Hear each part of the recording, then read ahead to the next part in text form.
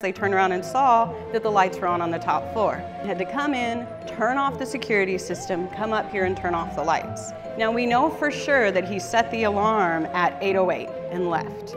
But at 8:11, an image was captured of somebody walking down the steps.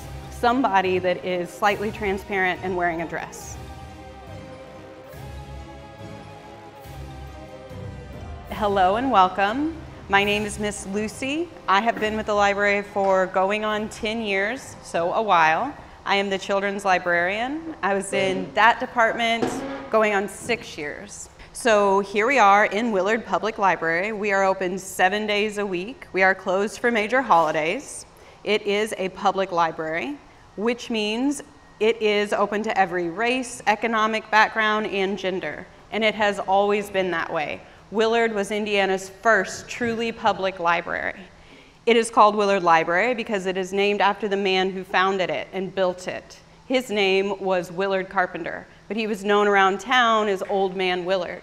You can see that handsome man right up here in that portrait. Underneath it is a bust of him, and then behind you on this wall back here is him with his wife, Lucinda, we love her name, and his daughter, and his daughter's husband. They did have 2 other daughters that died in infancy, and then another daughter that is Louise. Louise is probably the most famous of his daughters, but she didn't get a portrait on the wall, unfortunately. We do have a photograph of her right here. So she was a lovely lady, but she didn't make the portrait. The thing about Louise is when the library was opened, newly opened, Willard Carpenter passed away. He died right before the library opened. He didn't even get to see it open. But he left all his inheritance to the library. So if you can imagine 140 years ago, if you were a wealthy woman in a wealthy family, but you didn't inherit anything, it made your life a lot harder. So Louise sued the library, claimed that he was not of sound mind, but she lost that lawsuit. And we know that's true because of court records and documents, so that really did happen. But we also know, because of research, that Louise did marry and lived a nice, happy, long life and was buried somewhere else. But although we don't know for sure who the Gray Lady is, it is generally believed that it is Louise Carpenter. We are going to head out of this area and go up the steps. I'm going to lead you guys so that we can stop and talk about a few things along the way. Now, you see this big chandelier here? This is one of my favorite ghost stories. My favorite are always ones where you don't really see anything. There's kind of a mystery to it. So our maintenance guy, Mike, he's been here a really long time, I think going on 20 years. One of his least favorite things to do is get up and change the light bulbs in these chandeliers. Can you imagine why? Because they're impossible to get to without a ladder, right?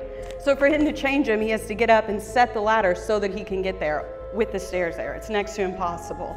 Over the summer one year in, I believe it was 2009, he had to do it several times. And the 3rd time in a row, he had to get up and change the light bulbs, and he was salty about it. He wasn't happy. He noticed he didn't even have to change the light bulbs. They had just been twisted slightly, which would be impossible. So that, I think, is one of my top favorite ghost stories. We're gonna pass underneath the chandelier and go right up to the top floor, okay, guys? Are you willing to still hold that? Okay, all right, this way. Okay, welcome to my favorite floor of the library. This is where I started working 10 years ago. Now this also happens to be one of the more haunted areas of the library. You notice we started on the 1st floor. We didn't have a lot of ghost stories because there aren't many ghost stories that go along with the 1st floor. However, up here there's all kinds. So one of the more recent ones is in 2018. This is one of the ones I always say really makes you question it. We had what they call a weird energy day. So there was a group here from St. Jude. They were using the Bayard room, which is a room back here. We'll walk through it briefly when we leave the department so that you can see what it looks like. And they were having issues with electronics, which is something that happens a lot in this library. We have issues with electronics. And at the exact same time that they were having their major issues with electronics, the elevator got stuck. I remember this day because the maintenance guy was in the elevator when it got stuck, and he was there for a while. The place had to come in and let him out, and it was fun. So later that evening, as the staff closed down, working as usual, the guy that was working in this department, he shut down all the lights and goes to the 1st floor, and we do what we always do, which is shut off the lights, set the security code, and leave together as a group for safety. When we got to our cars, they turned around and saw that the lights were on the top floor. So him and Erica, the adult services librarian, had to come in, turn off the security system, come up here and turn off the lights. Then they go and do what we have to do, set the alarm to leave. Now we know for sure that he set the alarm at 8:08 because the alarm, it's a permanent record, so we can always see all the times it's been turned off. And we have codes so we know who turns it on and who turns it off. So we know for sure that Stan set the alarm at 8:08 and left.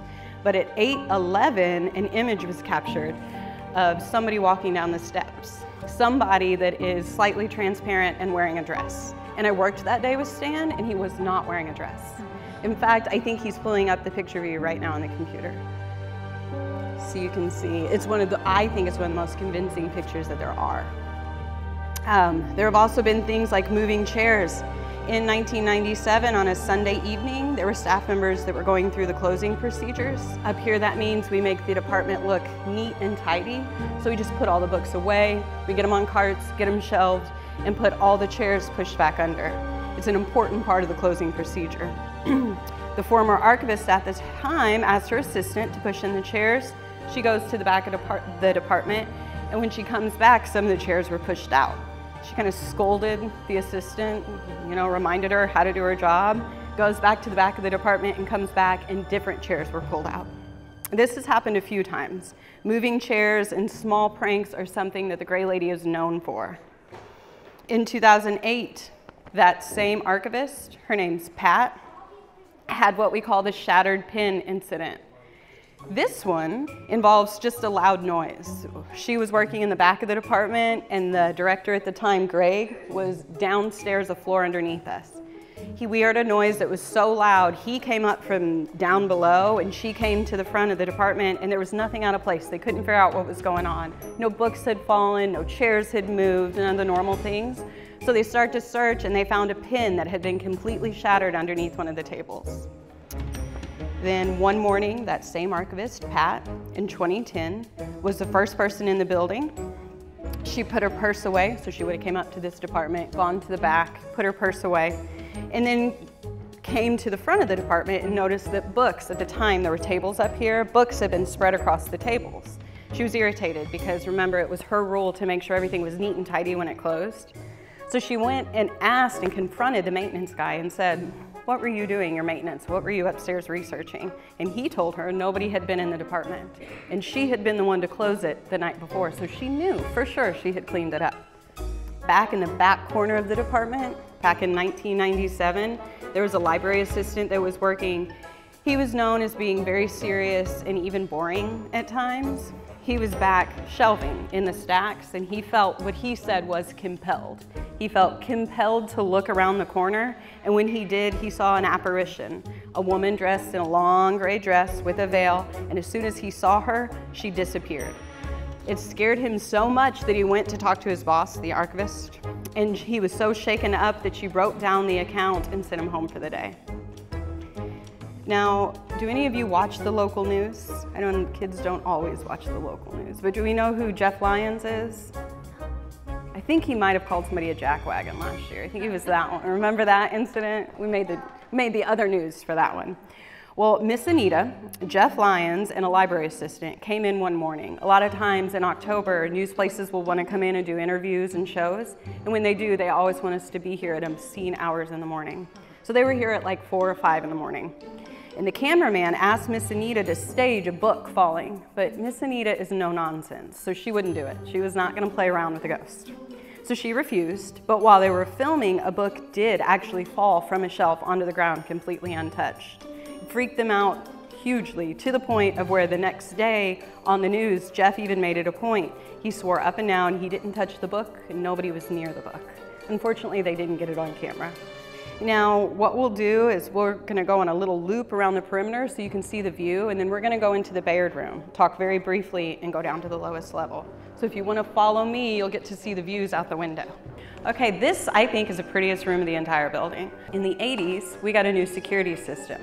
It was the first time Willard had had an electronic security system, and they had issues with it.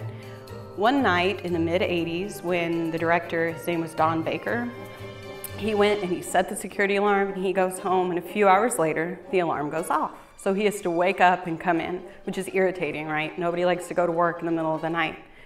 When he got here, he met 2 police officers outside in the parking lot. One of the police officers stayed outside, while the other police officer went inside with Dawn and did a little tour to make sure nobody was hiding in the library. They checked all the floors, all the nook and crannies, and they decided, okay, nobody's in there.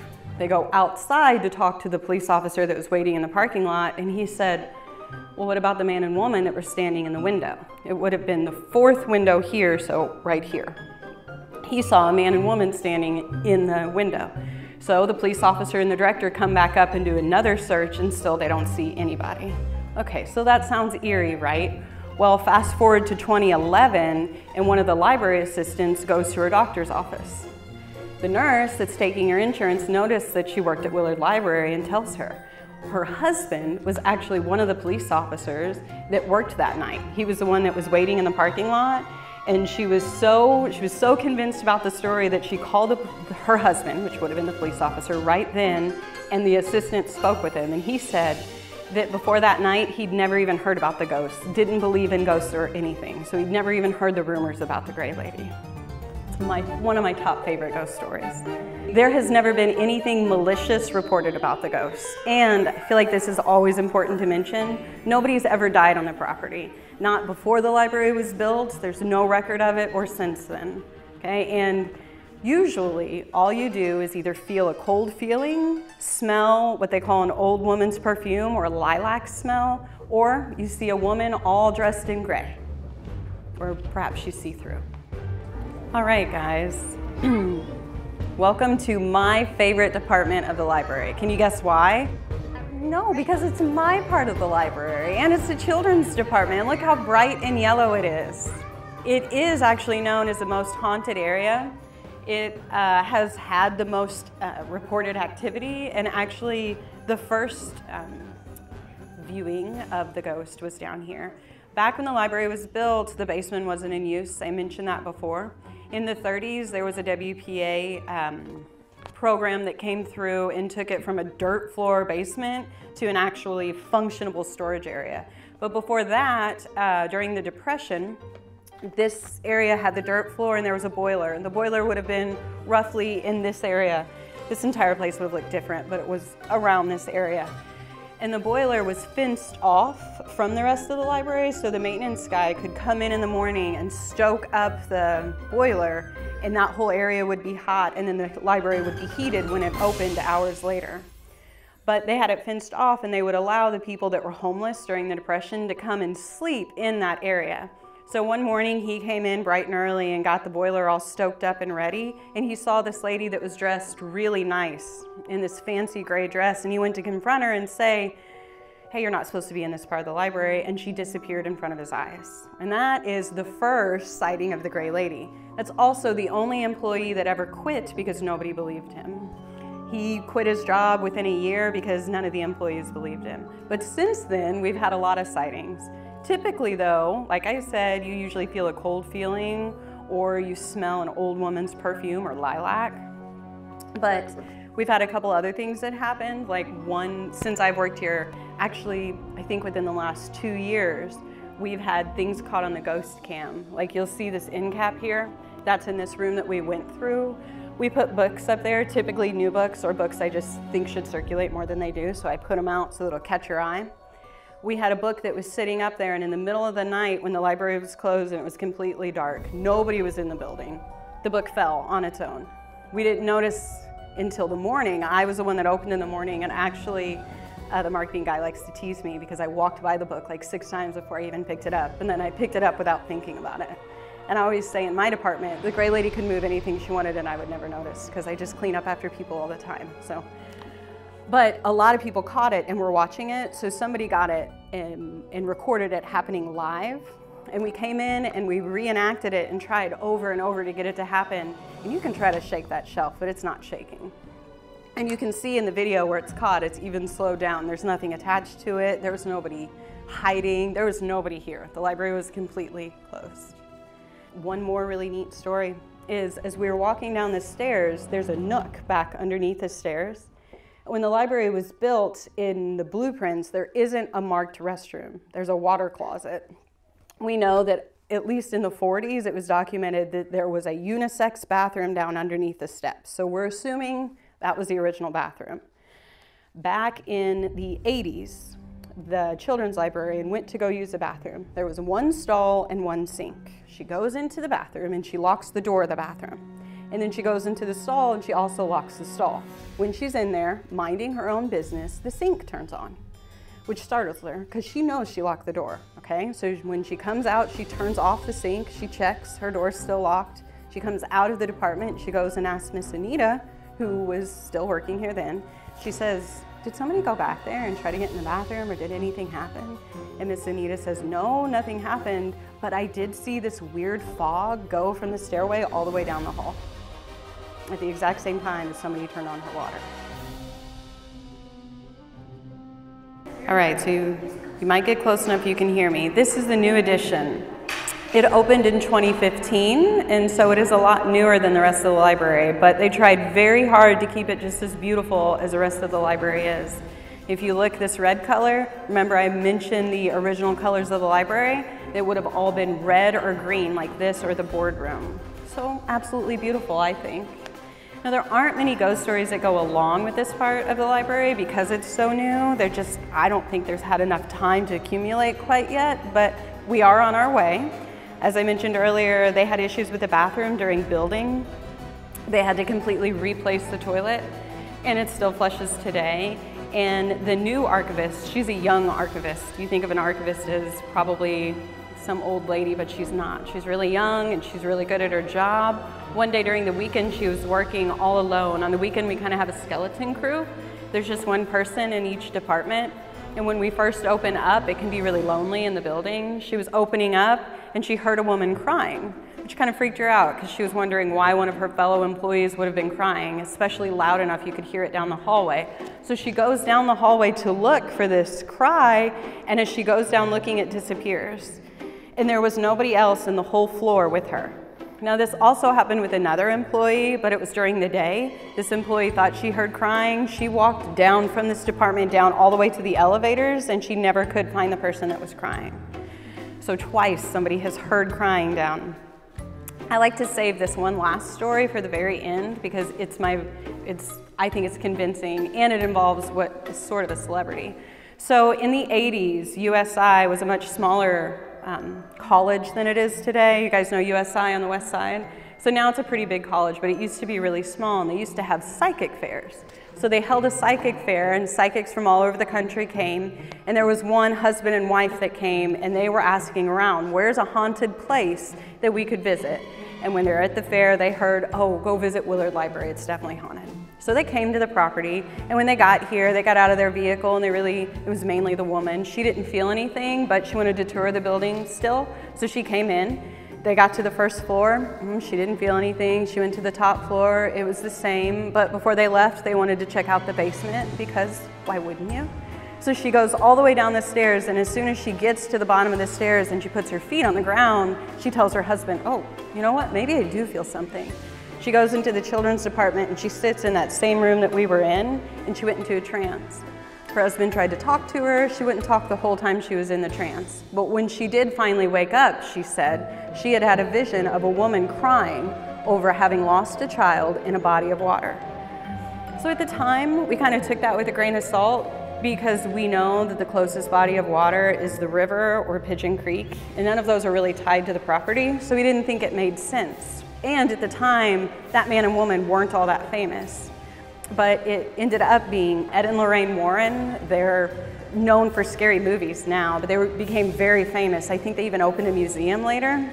They even wrote a letter at one point to the library and sent it in, and it's supposed to be in archives still. But Stan, who's the same one that wasn't wearing a dress on the stairs, you remember? He did some research on the property just for fun. He's a very smart person, and he does research very well. He found a body of water that would have been right underneath the Lloyd Expressway. You know how there's an over-underpass over there? There would have been a body of water before the library was built right then. So years later, after we heard that story, we did get information that leads you to believe it could be true. which would kind of make sense as to why she's seen in the basement the most, and she seems tied to children, or the children's department at least. Okay, well, I thank you guys for coming. Feel free to check out the library. We have Gray Lady t-shirts on the first floor. They're pretty cool. I think we might even have sweatshirts now for fall. So feel free to check them out. Thank you guys for coming. We appreciate it.